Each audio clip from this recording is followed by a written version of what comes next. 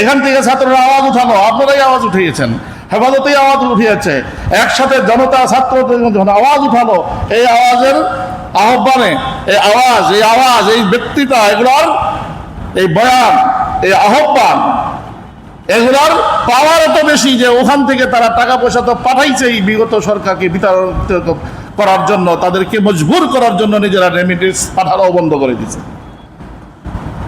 এগুলো মানুষ কখন করে? আবেদন থাকতে হয় কথার মধ্যে, বক্তৃতার মধ্যে, বিষয়বস্তুর মধ্যে। আমাদের আমিনী সাহেব হুজুর হুঙ্কার দিলে কি হয়ে যেত? যে কোনো বিষয়ে হুঙ্কার দিলে দেশ এই পার থেকে ওপার পর্যন্ত খবর হয়ে যেত। এক প্রান্ত থেকে আরেক প্রান্ত উনি বলতেন যে যতগুলো কওমি মাদ্রাসা আছে, যতগুলো মসজিদ আছে, যতগুলো খানকা আছে, সবগুলোই আমার দুর্গ, সবগুলোই আমার সংগঠনের কি অফিস। বুকের পাটা বড় থাকলে তখন বলা যায় আমি এখানে বসে আছি, লালমনিরহাটে কি হচ্ছে জানি না, কিন্তু আমার এই আস্থা যে আমার এই কথার প্রভাব লালমনিরহাটেও পড়বে, এই আস্থা জানতেন লোকের হয় না, আমিনী সাহেবেরই হয়েছিল। আল্লাহ তাআলা আমিনী সাহেব সহ নিকট অতীতে খতিব সাহেব হুজুর, কাজিমী সাহেব হুজুর, মুফতি ওয়াক্কাস সাহেব হুজুর, শেখুল হাদিস আজিজুল হক সাহেব হুজুরদের মতো যে সমস্ত নিকট অতীতে আমাদের আকাবিররা চলে গেছেন, সকলের খবরগুলো আল্লাহ নূর দিয়ে ভরপুর করে দেন। সাপ্তাহিক বক্তৃতা প্রশিক্ষণের যে ধারাবাহিক প্রোগ্রাম চলবে প্রতি সপ্তাহে ইনশাআল্লাহ, তার ইফতিতাহ হতে যাচ্ছে আজকে। এর আয়োজক এবং যারা কষ্ট করে ব্যবস্থাপনায় ছিলেন সকলকে ধন্যবাদ জানাই। আর কিছু অভিভাবকও আছেন, তাদেরকেও আমাদের এখানে আসার জন্য মোবারকবাদ জানাই। মৌলিকভাবে মাদ্রাসা পরিচালনায় যারা আছেন তাদের একটা চেষ্টা থাকে এই মাদ্রাসায় যে ছেলেরা আসবে তো ছেলে হয়ে যাবে এখান থেকে, ফাজেল হয়ে, ওলামা হয়ে।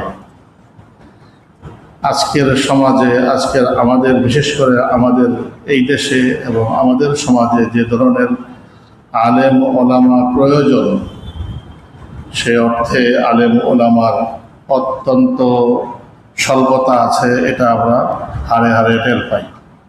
আলেম ওলামার সংখ্যা হয়তো বা আলেমদের পরিবেশে গেলে দেখা যায় আল্লাহ হাজার হাজার আলেম ওলামা আছেন, কিন্তু এই সংখ্যা নিতান্তই দেশের জনসংখ্যার হারে যদি চিন্তা করি তাহলে রেশিও 2.5 থেকে 3% বেশি না। সেই 2.5-3%কে যদি আবার শতভাগে বিভাজন করা হয় তাহলে সেখান থেকে অলরাউন্ডার আলেম, যিনি মসজিদের মিম্বরেও কথা বলতে পারেন, সমাজের বিভিন্ন সমস্যাদি নিয়েও তিনি কথা বলতে পারেন, দ্বীন ও ইসলামের বিষয়েও কথা বলতে পারেন, তিনি ক্লাসরুমেও খুব ভালো পারঙ্গমতার সাথে নিজে দর্শ দিতে পারেন। আবার মঞ্চে উঠলে সেই মঞ্চে কথা বলতে গেলেও তার কি হয় না, পিছপা হতে হয় না, বরঞ্চ মঞ্চে একটি নিজের বিশেষ স্থান করে নিতে সক্ষম হয়, এমন আলেমের সংখ্যা গুনে গুনে বের করা যায়। এদের সংখ্যা খুব বেশি আমাদের দেশে নাই। অথচ যে কথা জয়নালউদ্দিন সাহেব দামাত বারাকাতুহুম বলে গেলেন, একটি বক্তৃতাই একটি জাতির ভাগ্য পরিবর্তন করে দিতে পারে। মুসলিমের কথা বললেন শাহ আব্দুল আজিজ রহমতুল্লাহ আলাইহির কথা। সে ধরনের বক্তৃতার কি আজকে প্রয়োজনীয়তা কমে গেছে, না আগের তুলনায় আরো বহু অংশে বেড়েছে? তাহলে সেই মানুষও তো দরকার। এই আজকে আমাদের খুব বেশি দূরে যেতে হয় না, নিকট অতীতে হাতে গুনলে 1 ডজনও না যারা মারা গেলেন। কাসিমি সাহেব হুজুর যখন আর কোনো মুরব্বী ছিলেন না ধরার মতো, তখন কাসিমি সাহেব এটাকে পারঙ্গমতার সাথে ধরেছেন এবং সফলতার সাথে একটি দ্বার প্রান্তে না পৌঁছালেও একটি পর্যায়ে পৌঁছে তারপর দুনিয়া থেকে কি করেছেন, বিদায় নিয়েছেন। কঠিন সময়ে হাল ধরেছিলেন এই কওমি হালকা।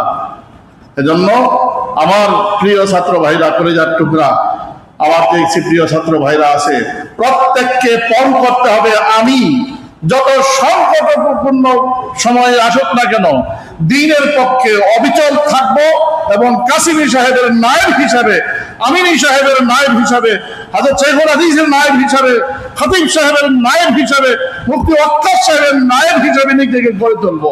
এই পণ আমাদের করতে হবেই, তাহলে আমরা কিছু না কিছু এখান থেকে নিয়ে যেতে পারবো। আমরা এই পণ করতে পারবো তো ভাইরা?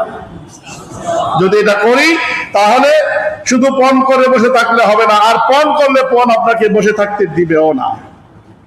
আপনি যদি একবার মন থেকে ইখলাস সহকারে নিয়ত করে ফেলেন, তাহলে আপনাকে ওই নিয়তি তাড়িত করতে থাকবে, তাড়াতে থাকবে, সামনে নিতে থাকবে। আপনি একসময় এই যে সাপ্তাহিক জলসা, এই যে বক্তৃতা মজলিস, এটাকে অনেক সময় বোঝা মনে হয়। একটু বাড়িতে মোকারমে ঘুরতাম, এই সুতানাতা দিয়ে নানান কিছু করে ছুটি নিয়ে আন্টির বাসায় বেড়ায় আসতাম, মামা আছে ওখানে যেতাম, বা নিজের বাসায় যেতাম। আজকে হুজুর আটকায় দিল এই বক্তৃতার নাম দিয়ে। আপনাকে আটকায় নাই, বরঞ্চ আপনাকে বিহঙ্গের ন্যায় উন্মুক্ত করার জন্য মাত্র আদর যত্ন করা শুরু হয়েছে।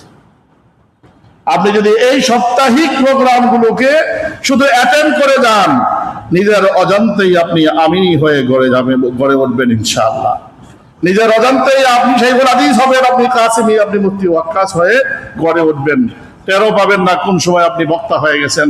এমন এখন হয়তো আসবেন এখানে হাফেজ সাহেব তারাবি পড়ান, একটা লোক মহাজান, একটু কাঁপেও না, ভয়ও লাগে না।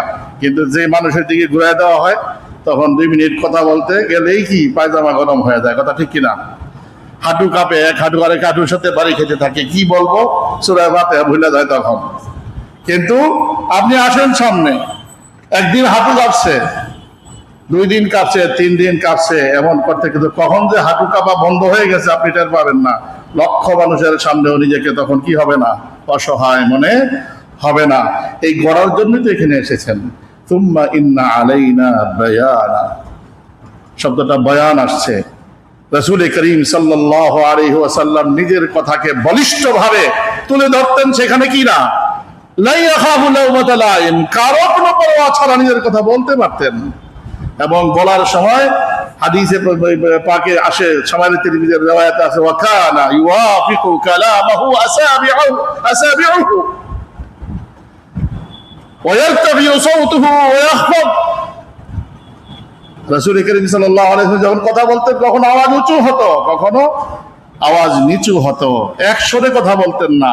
কখনো তার কথাকে তার আঙ্গুল তার কথার সাথে সাথে হিলতো।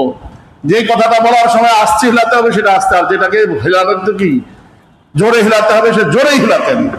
কথা যেমন ইশারা তেমন, তার আঙ্গুল হিলতো, তার হাত হিলতো। তিনি ঘুরে ঘুরে কথা বলতেন, 3 দিকে তাকরার করতেন, কথা একই কথাকে রিপিট করতেন, তাকরার করতেন। এই রেওয়াজগুলো কার? আমার আপনার বক্তৃতার সময়ও আমার হাত আমার কথার সাথে কি হতে হবে, মিলতে হবে। আমি গরম বক্তৃতা দিতেছি আর হাত আস্তে আস্তে, গরম বক্তৃতার সাথে হাত কি আস্তে আস্তে হবে না, কি গরম হবে? যতটুকু গরম আমার ভাষায় হয়েছে, মুখে হয়েছে, ঠিক ততটুকু আমার চোখ, নাক, মুখ, হাত সবটাই কথা বলতে হবে। ওয়ায়ারতাফিউ সাওতুহু ওয়া ইয়াখফাদ। তাহলে আপনি আমি কথা বলার সময় সব কথাই আমার এক তালের বয়ান, শুরু করছি যে শেষও করছি তেমন। নরম ভাবে শুরু করছি, নরম ভাবেই আমি শেষ করছি। মানুষ কেউ ঘুমাইছে, কে ঘুমাইলো কি ঘুমাইলো না, তাকাইলো না, বুঝলো কি বুঝলো না, এটাকে বয়ান বলে না। আপনার এই ট্রেনিংটা নেওয়া এবং আপনার হাত আপনার কথার সাথে হিলা, কখনো আঙ্গুলি হিলবে, কখনো হাত হিলবে, এটাও কি বয়ানের সুন্নত। হযরত হাসান ইবনে সাবিত রাদিয়াল্লাহু তাআলা আনহুর জন্য আপনারা যেমন আজকে মসজিদে বসা, এই মসজিদের মধ্যে কানা ইউনসাবু লাহুল মানাসসা, তার জন্য ওখানে মিম্বার দাঁড় করে দেওয়া হতো। এটাই তো এখন স্টেজ, এই যে দাঁড় করাইছেন এখানে, এটা স্টেজ করা হতো ওখানে। তিনি ওখানে দাঁড়িয়ে রাসূলের পক্ষ থেকে, রাসূলের উপরে যত ধরনের অভিযোগ বদনাম মুশরিকদের পক্ষ থেকে করা হতো, সবগুলো কবিতার মাধ্যমে তিনি জবাব দিতেন। রাসূল করিম সাল্লাল্লাহু আলাইহি ওয়াসাল্লাম বসে বসে মুচকি হাসতেন তার শের ও আশআর শুনে, কসিদা শুনে, তার বক্তব্য শুনে। এখন অনেক জায়গায় বলবে যে এই ধরনের বক্তৃতা পরিশীলন মসজিদে জায়েজ। মসজিদেই তো এই কাজ করার জন্যই তো মসজিদ। এই হযরত হাসান বিন সাবিত রাদিয়াল্লাহু আনহু কোন মসজিদে দাঁড়ায় দাঁড়ায় কথা বলতেন, কোরআনে তার জন্য মিম্বর ঠিক করা হতো, কোন জায়গায় ওনার জন্য স্টেজ বানানো হতো। সেই মসজিদ দুনিয়ার সবচাইতে শ্রেষ্ঠ মসজিদ বাইতুল্লাহর পরে যে মসজিদ, সেটা হলো কি মসজিদে নববী। সেই মসজিদে নববীর মধ্যে দাঁড়িয়ে হযরত হাসান ইবনে সাবিত রাদিয়াল্লাহু আনহু বক্তৃতা করতেন। অতএব আপনি আমি আমরা আমাদের উদ্দেশ্য হলো শুধু বক্তৃতা বাজি শব্দ একটা আছে না, বক্তৃতা বাজি নয়, গঠনমূলক বক্তৃতা শেখানো হলো আমাদের মূল উদ্দেশ্য।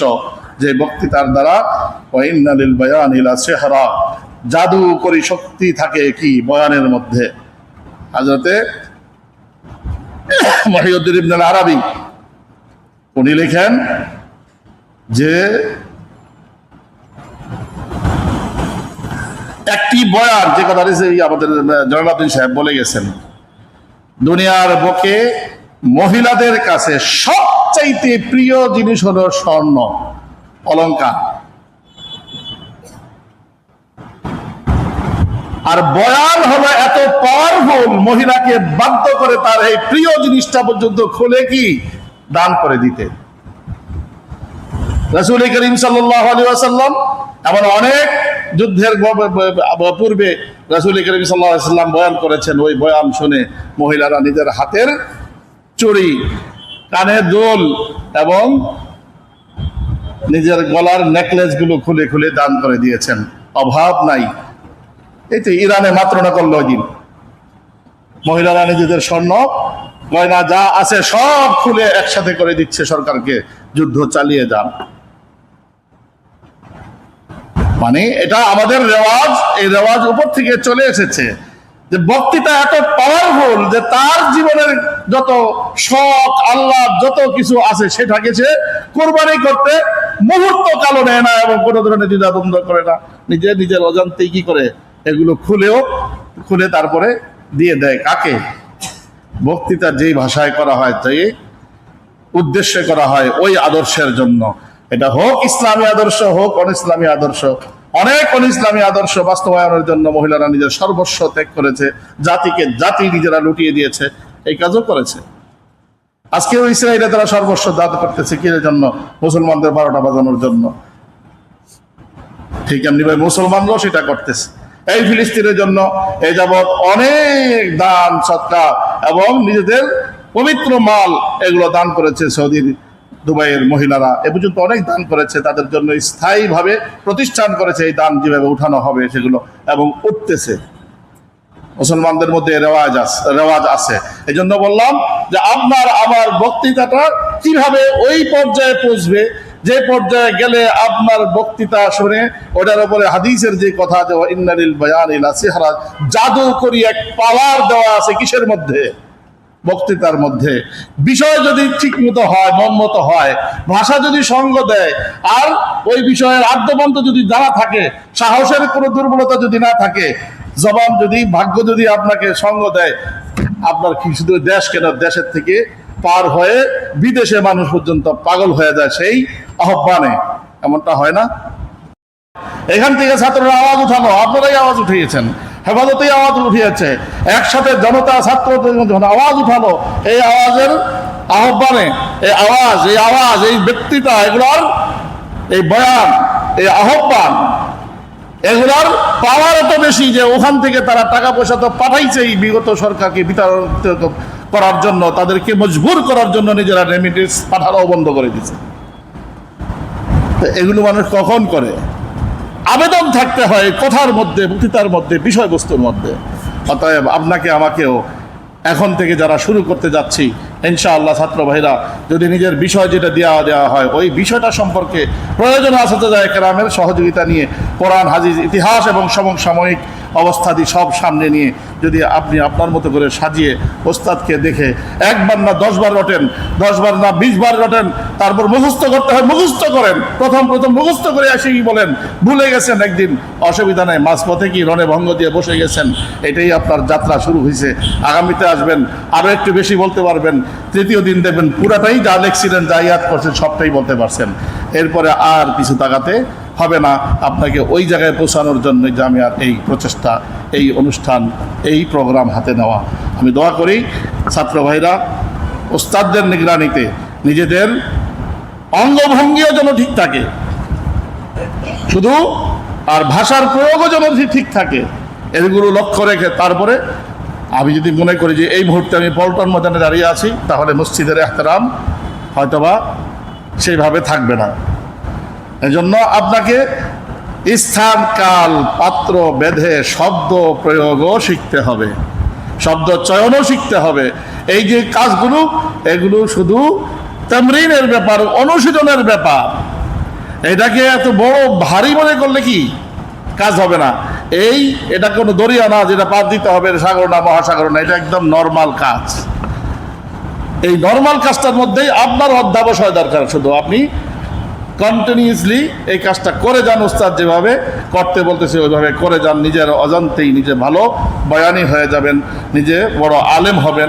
যেভাবে আমাদের সমস্ত এই নিসাবের যত আছে কারিকুলাম আছে, সব কারিকুলাম মিলিয়ে যেভাবে আপনাকে আলেম বানাতে চায়, কারিকুলামের একটি অংশ এই অক্সিলারি প্রোগ্রামগুলো, এই সহযোগী প্রোগ্রামগুলো আপনাকে ওই আলেম যে হচ্ছেন সেখানে ঘষা মাঝে দিয়া ওটার মধ্যে একটা মালামেহ তৈরি করে, লাবণ্যতা তৈরি করে আপনাকে চমৎকৃতভাবে একটি বড় আলেম, শুধু আলেম না, অনুকরণীয় আলেম হিসেবে তৈরি করাই উদ্দেশ্য হলো আমাদের এই সকল প্রোগ্রামের মূল উদ্দেশ্য। আল্লাহ তাআলা আপনাকে আমাকে রেজায়ে এলাহিকে সামনে রেখে যুগ উপযোগী আলেম হওয়ার তৌফিক দান করো, যুগ উপযোগী বয়ানি হওয়ার তৌফিক দান করো। যারা এই কার্যক্রমে সময় দিচ্ছেন, মেধা দিচ্ছেন, তাদেরকে আল্লাহ তাআলা কবুল আর মঞ্জুর করুক। ওয়া আখিরু দাওয়ানা আনিল হামদুলিল্লাহি রাব্বিল আলামিন। মনে করুক না, আমাদের মেহমান আছেন না নগরী সাহেব।